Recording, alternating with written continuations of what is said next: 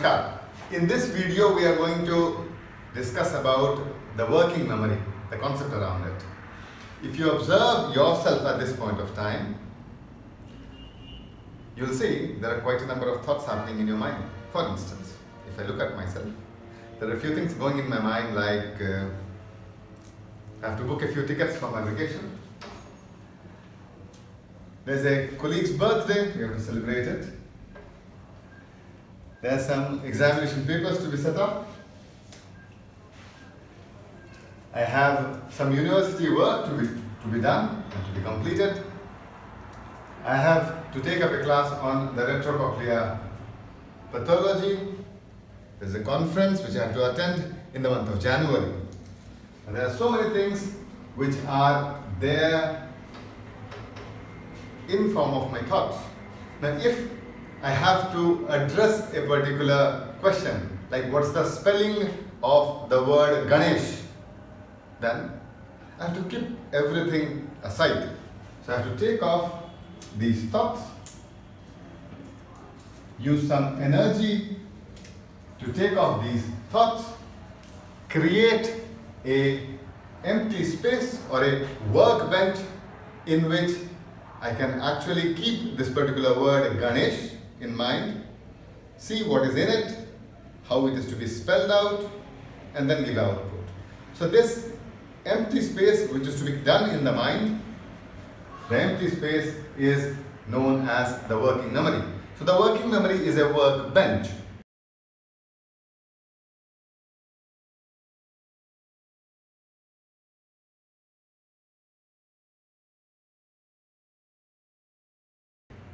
We'll try understanding it with the help of a very old model which is still prevalent, known as the Baddely Hitch Model, which was given in 1974 and was updated in the year 2000 and is the basis of the latest 2013 models like the Ease of Language Understanding model. For instance, the same thing. What is the spelling of, how do you spell the word Ganesh? So the input goes into the ear. Once it goes into the ear, there is a sensory memory. So let's represent it something like this. There is a sensory memory which is there.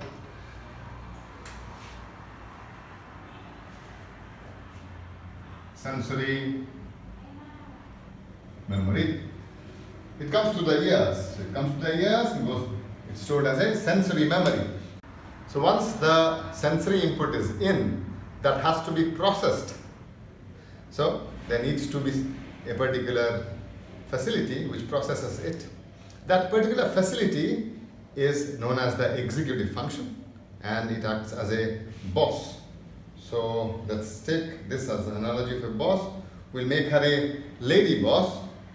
So fine, and she's a lady boss. She's from India, so she has a bit of vermilion on her head. So this boss decides out what is to be done with this sensory input which has come in, and this particular task we have to decide what is the spelling of Ganesh. So it's the auditory input, it goes to the boss.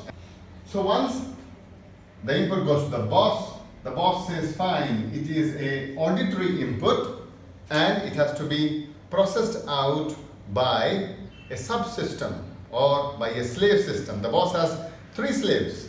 The first slave is known as the phonological loop. The second slave is known as the visuospatial sketchpad. And the third slave is known as the episodic buffer. So one boss, three slaves.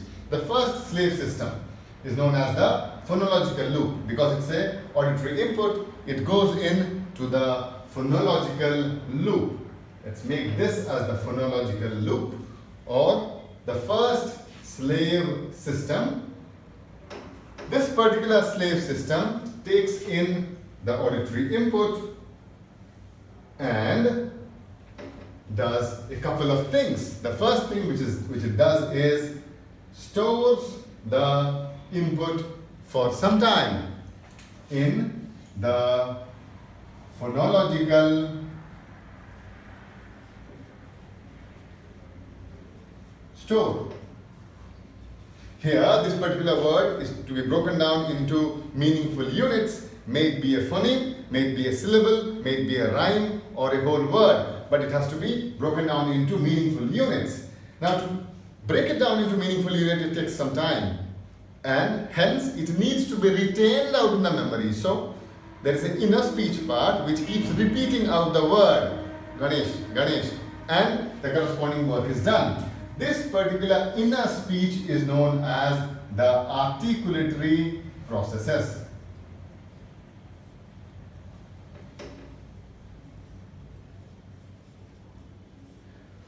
This articulatory process keeps repeating the word.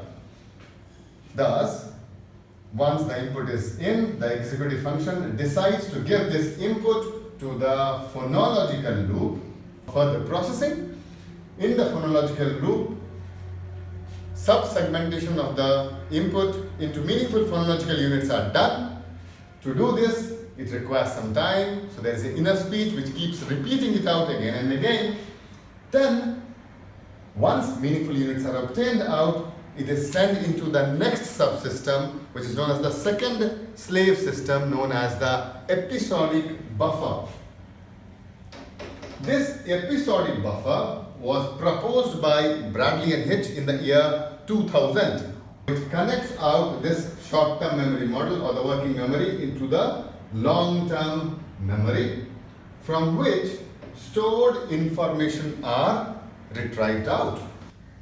So the phonological loop, after evaluating and making meaning out of the input, gives the input to the episodic buffer. The long-term memory would be having the store of all the earlier learned information, and the episodic buffer gets connected with it, retrieves out the information needed, which in this case, the word Ganesh, if it is broken down into three segments, Ga, Gane and Sha, then the grapheme representation Ga, Gane and Sha are retrieved from the long-term memory via the episodic buffer. It's given to the phonological loop, the entire thing is processed out and the output comes in.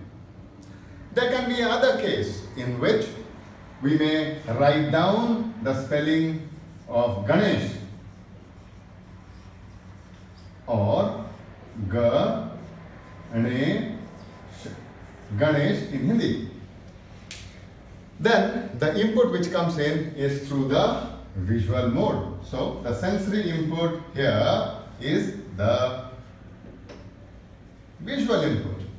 For the visual input, there is another slave system known as the visuospatial sketch pad.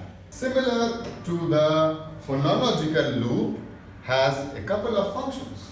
The first function is storing out the input, the visual input, and analyzing it. Storing out the visual input is done by a segment of sketchpad by a visual catch.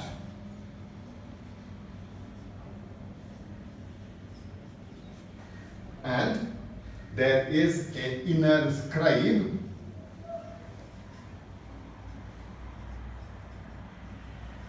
which analyzes out the input in terms of the shape, in terms of the color, in terms of the various features. So, once the sensory input goes into the visuospatial sketchpad, the visual catch tries making meaning out of it, while the inner scribe holds the entire structure in for some time so that it is processed out. This is again given to the episodic buffer. The episodic buffer derives out the respective representations. In this case, how these alphabets combine to produce out a sound back into the working memory, and the output is spoken out. Thus, the working memory model by Baddely and Hitch proposes that there is an executive function which acts like a boss. There are three slaves: phonological loop, episodic buffer, and visuospatial sketchpad. These three slaves just provide information to the executive function so as to do some work done. We used the example of writing down the spelling of the word Ganesh.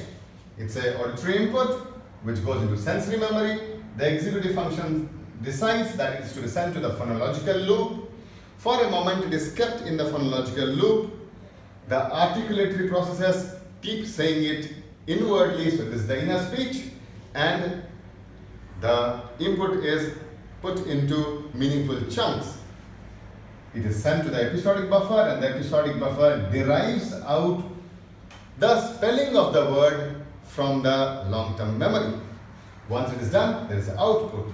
If somebody has to read the word Ganesh, then the input goes into the sensory memory, it goes into the executive function. The executive function decides it is a visual input, so it has to go into the visual spatial sketchpad. Once it goes into the visual spatial sketchpad, it is held there for some time so as to be grouped into meaningful units.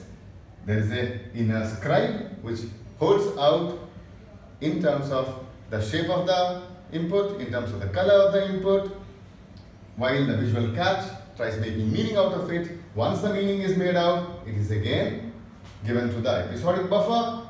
Episodic buffer derives out the needed information from the long-term memory, and it is then written down or read out as Ganesh. This is how the working memory model works. The moment you start asking somebody to do two tasks, for example, it may be a simple task like tapping the fingers. This is a task which requires you to remove out your thoughts, think about a map, and then do it. So the visual spatial sketchpad does it. But if somebody says, this is named as A, this is named as B, this is C, this is D, and the moment he or she says a particular word, for example A, C, D, E, and you have to tap it, remembering out the auditory part as well as the visual part, the demand on the working memory increases and there are higher chances of mistakes. This is how the working memory model of Baddely and Hitch works. Hope you understood it. Thank you.